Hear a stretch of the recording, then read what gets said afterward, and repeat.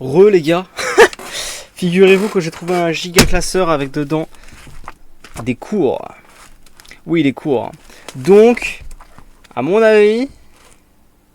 Oh, il y a des devoirs de philo là. J'ai un exercice, j'ai une disserte sur le temps, les enfants. Le temps. Mais c'est un commentaire de texte. Donc à mon avis, c'est celui qui est juste à côté là. Il n'a pas été noté. Donc soit c'est pas mal, soit c'est de la grosse merde. Mais il me semble que c'est celui-là. Sur le temps. C'est celui-là, non? Ouais. Alors on va vous lire le texte d'abord. Donc c'est sur le temps. Attention, deuxième épisode de Jules lit ses dissertations de philosophie. Y a pas moyen que... Eh non mais c'est dégueulasse. Attends, c'est quoi? Je vais trouver autre chose. Parce que... on s'en bat les couilles de ma tête. Attendez 2 secondes. J'ai une meilleure idée. Le penseur, voilà.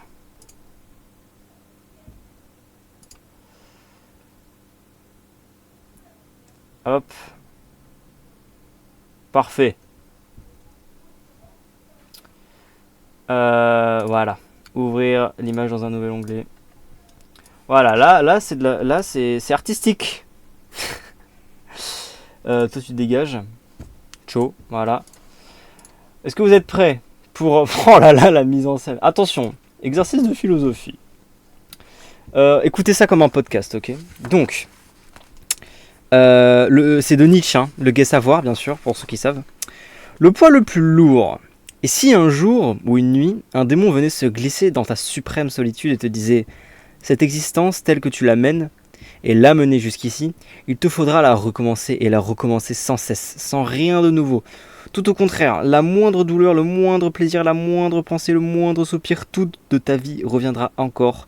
Tout ce qu'il y a en elle, indiciblement grand et indiciblement petit, tout reviendra et reviendra dans le même ordre, suivant la même impitoyable succession.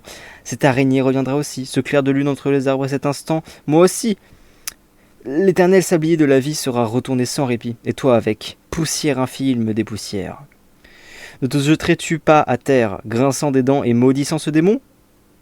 À moins que tu n'aies déjà vécu un instant prodigieux où tu lui demanderais « Tu es un dieu, je n'ai jamais ouï nulle parole aussi divine. » Si cette pensée prenait barre sur toi, et qu'elle te transformerait peut-être, et peut-être t'anéantirait, tu te demanderais, à propos de tout, veux-tu cela? Le reveux-tu? Une fois? Toujours? À l'infini? Et cette question peserait sur toi d'un poids décisif et terrible. Ou alors, ah! Comme il faudrait que tu t'aimes toi-même et que tu aimes la vie pour ne plus désirer autre chose que cette suprême et éternelle confirmation. C'est beau, hein? Et du coup, là, y a 3 trucs. Le prof, il a mis 3 questions. Je crois qu'il faudrait en choisir une ou il faut faire les 3. Le temps est toujours un fardeau pour l'homme. Première question. Deuxième question, quelle réponse donne Nietzsche? Et troisième question, quel est le statut du texte? Eh bien, écoutez les enfants, je vous invite à lire tout de suite ce que j'ai fait, une copie double de texte. Vous êtes prêts? Là, il n'y a aucun commentaire. À mon avis, c'est un commentaire de texte à faire tout seul pour soi. Alinéa. Le temps est souvent vu comme un fardeau pour l'homme. Bien qu'il n'existe pas en lui-même et qu'il n'échappe à une prise directe, tous malheurs sont souvent accordés à lui. C'est à cause du temps qu'en soi que les hommes vieillissent, que les personnes partent et arrivent, que les choses qu'on aime et qu'on a aimées disparaissent de notre réalité. On voudrait que le temps stagne tout, mais c'est paradoxal, car le temps mène à la vie et à la mort. C'est lui qui fait notre maître et qui tue. Ici, Nietzsche essaye de nous montrer une réponse face à ce propos, dans un extrait de Gai Savoir, un texte où il nous mettra en situation pour deviner la réponse que donne Nietzsche face à la condition du temps. C'est français ce que je viens de dire? Bref. Avant tout, Nietzsche nous met en situation. Si nous sommes une personne ayant une faible, voire nulle joie de vivre, l'esprit rempli de solitude, dite suprême, aurions-nous envie de mettre fin à nos jours si un démon ira nous dire que cette vie triste ira recommencer exactement comme elle a commencé et comme elle l'a fini? Et j'ai oublié un point d'interrogation, mais je l'ai dit. Avec chaque détail minime qui iront se répéter, comme je cite un sablier. On retrouve ici un élément qui peut nous situer. Le sablier ayant comme élément le plus important pour son fonctionnement le temps, évidemment. On comprend alors un peu mieux où est-ce que Nietzsche veut en venir. Étant donné qu'il considère le temps comme le poids le plus lourd, donc comme un fardeau. De plus, si cette idée recommencerait à l'infini de notre existence, serait imprimée de manière indélébile dans notre existence. J'ai dit existence 2 fois. Enfin, voilà, cela... Ouais, je lis tellement bien. Je recommence. Étant donné qu'il considère le temps comme le poids le plus lourd, donc comme un fardeau. De plus, si cette idée de recommencement infini de notre existence serait imprimée de manière indélébile dans notre existence et dans notre conscience, cela ira nous hanter tout le reste de notre vie. Cela ira nous anéantir, nous transformera. Et si cela est ainsi, on ne pourra s'empêcher de se poser la question en ce qui concerne l'éternité de tout ce qu'on choisit chaque seconde, chaque minute, chaque heure ou chaque jour pour le reste de notre vie. Cette question est donc vue comme Nietzsche comme un poids décisif et terrible. Et le seul moyen pour que cela soit vu comme quelque chose de non alarmant, c'est qu'on a aimé et qu'on aime toujours notre vie. Une personne gay pourra très bien choisir de revivre sa vie si cette dernière n'était que joie et bonheur. Alors gay, G-A-I, hein. Après vous pouvez très bien être homosexuel et kiffer votre vie, je suis très content pour vous. Ainsi, c'est de là que vient tout l'enjeu du texte. Le temps est un fardeau, oui ou non, dépendant de la joie de vivre et de la personne à qui on pose la question. Cela peut se confirmer avec les premières paroles du texte, lorsque le démon se glisse dans ta suprême solitude. Suprême étant un mot assez fort pour distinguer la force d'un propos, cette personne voit ainsi le temps comme un fardeau, puisqu'il ne fait que rallonger la solitude et la souffrance qu'il vit actuellement. Ainsi, la question peut se détourner, et la réponse également, en affirmant que la vie est le problème, et que la mort est l'antidote. Si tu te sens imposé, tu as pris les coups, faut que t'es... Si nous prenons le propos... Je suis fatigué les gars. Si nous prenons le propos tout à l'inverse, on obtient une réponse différente. En effet, si la personne en question possède une joie de vivre exemplaire, s'aime lui-même et aime la vie comme dirait Nietzsche, le temps ne serait pas du tout un fardeau pour ce dernier, car à l'inverse, le temps rallongera sa paix.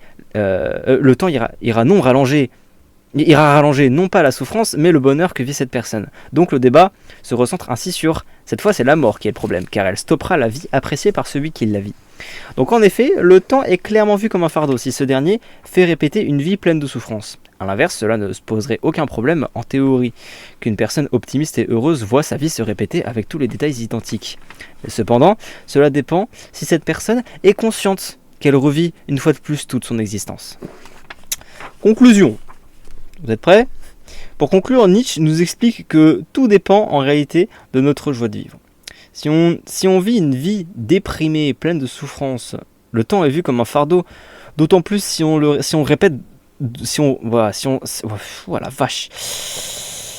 vit une vie déprimée, pleine de souffrance, le temps est vu comme un fardeau, d'autant plus s'il se répète de la même manière. Dans ce cas, la mort n'est pas le problème, et c'est la vie qui nous fait subir ce comportement du temps. D'accord ? C'est pas très français, bon.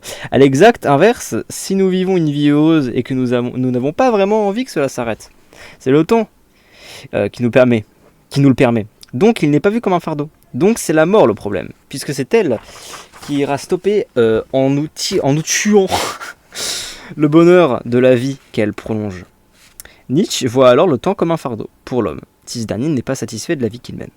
Le débat se divise alors en deux branches distinctes, et le statut du texte, lui, se base sur le fait que, oui, le temps est un fardeau pour l'homme si l'homme vit, mais tu l'as dit 50 fois ça déjà. Donc oui, on peut affirmer que dans ce cas-là, le temps est donc, comme dit dans les premières lignes du texte de Nietzsche, le poids le plus lourd, le poids suprême, le poids qui nous anéantit. Il y avait quelques petits pépins avec ce texte.